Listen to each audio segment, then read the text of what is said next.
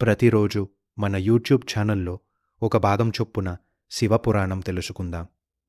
ఒకసారి దేవతల మహాసభ జరిగింది. ఆ సభలో సృష్టికర్త బ్రహ్మ, దేవతలు, ఋషులు, లోకపాలకులు అందరూ కూడి ఉన్నారు. ఆ సమయంలో గర్వంతో నిండిన దక్ష ప్రజాపతి సభలోకి ప్రవేశించాడు.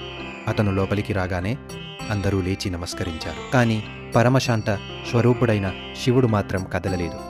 అది అవమానం కాదు, ఆయనకు గర్వం, పదవి, స్థానం అనే భావాలే లేవు. కానీ దక్షుడు దీన్ని సహించలేక నన్ను గౌరవించలేదు అనే అహంకారంతో శివునిపై ద్వేషాన్ని పెంచుకున్నాడు. ఆ క్షణమే విరోధానికి విత్తనం పడింది. తన గర్వాన్ని చూపించేందుకు దక్షుడు ఒక మహాయజ్ఞం నిర్వహించాలని నిర్ణయించాడు. 3 లోకాల దేవతలను, మహర్షులను, రాజులను ఆహ్వానించాడు. కానీ ఉద్దేశపూర్వకంగా తన కూతురు సతీదేవి మరియు అల్లుడు శివుడిని ఆహ్వానించలేదు.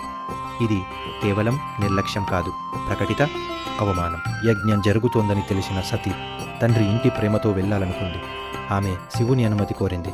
శివుడు హెచ్చరించాడు, ఆహ్వానం లేని చోట గౌరవం ఉండదు, నీకు బాధ కలుగుతుంది. కానీ తండ్రి మారిపోయాడేమో అనే ఆశతో సతి వెళ్ళాలని నిర్ణయించు.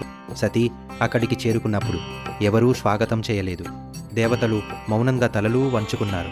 తల్లి మాత్రమే కన్నీళ్లతో చూసింది. సతికి అవమానం, తరువాత జరిగిన విధ్వంసం రేపు మన ఛానల్లో చూద్దాం.